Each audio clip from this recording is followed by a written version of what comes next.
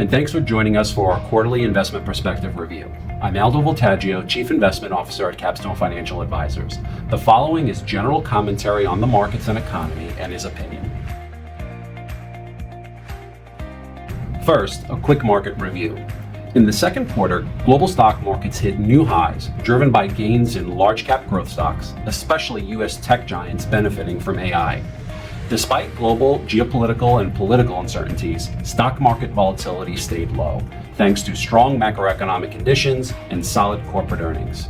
Global bond market returns were slightly higher in the second quarter, but generally flat for the year so far. Long-term interest rates generally rose across most developed markets, which lowered bond prices, offsetting interest income. This increase in rates was due to strong economic activity and persistent inflation, particularly in the U.S. The Federal Reserve delayed rate cuts, unlike some major central banks abroad that began lowering short-term interest rates. Looking ahead, the outlook for the stock market is mixed. Strong consumer spending and business investment should continue driving stock market gains. Additional support could come from favorable monetary and fiscal policies, like declining interest rates and increased government spending. However, future returns might be modest due to high stock market valuations and potential challenges ahead. Declines could occur if economic growth slows significantly more than expected, or if inflation flares up again. Volatility may also increase if geopolitical conflicts or U.S. election outcomes negatively impact investor sentiment. On the economic front, in the first half of 2024, the U.S. economy remained robust with strong job creation and consumer spending, despite continued high interest rates and inflation. The labor market added many new jobs, and spending was supported by wage increases and spent down pandemic savings.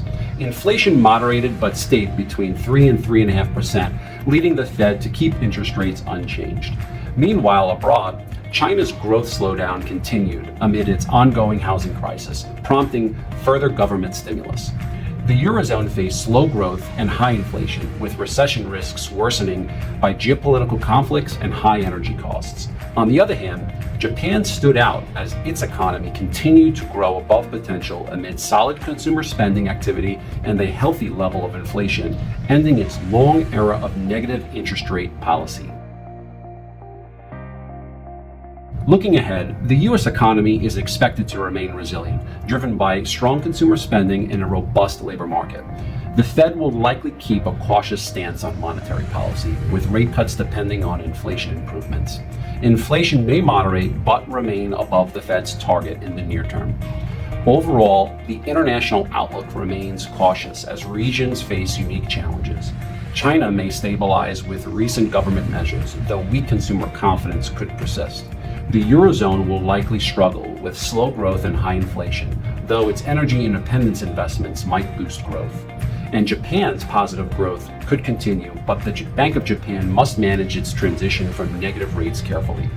Geopolitical tensions and election outcomes around the world add more uncertainty to the global economic outlook. As mentioned earlier, the Fed has kept interest rates unchanged in the first half of the year, maintaining a cautious stance. This approach is expected to continue until there's clear evidence of cooling inflation. So far, high interest rates have slowed the economy but haven't caused an official recession.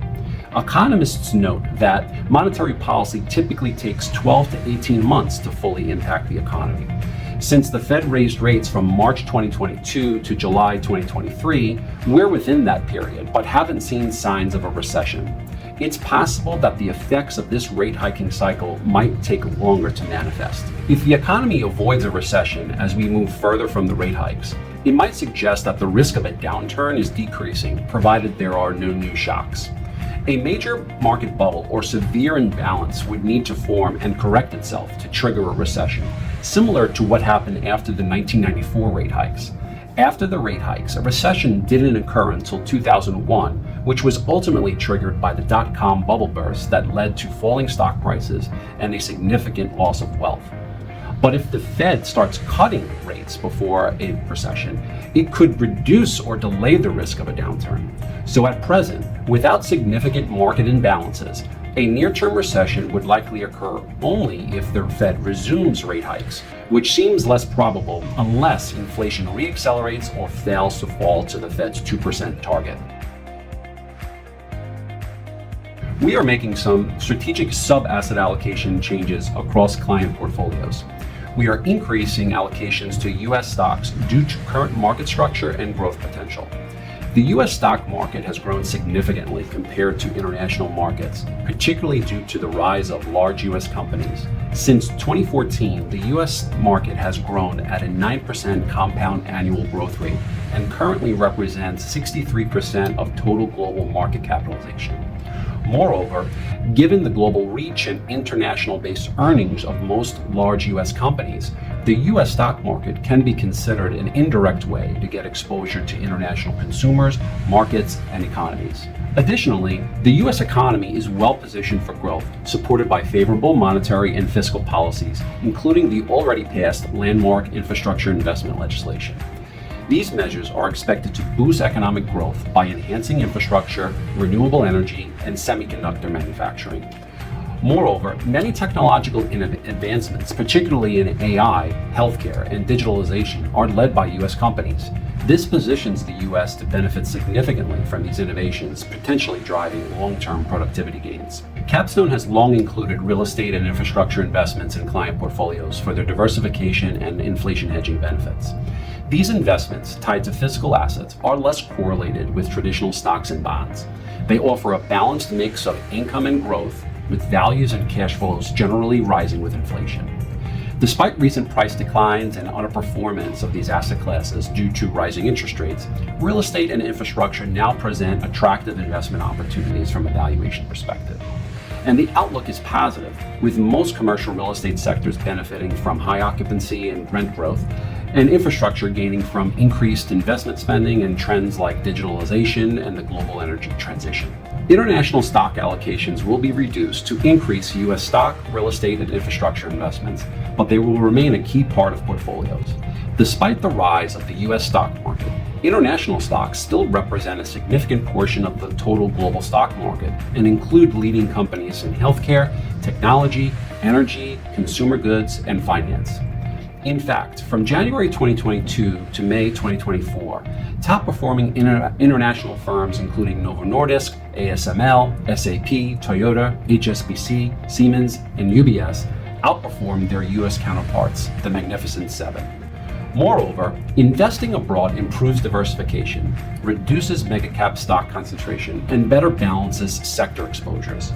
Lastly, international economies are typically at different parts of an economic cycle relative to the U.S., which can help offset the potential risk of an eventual recession in the U.S.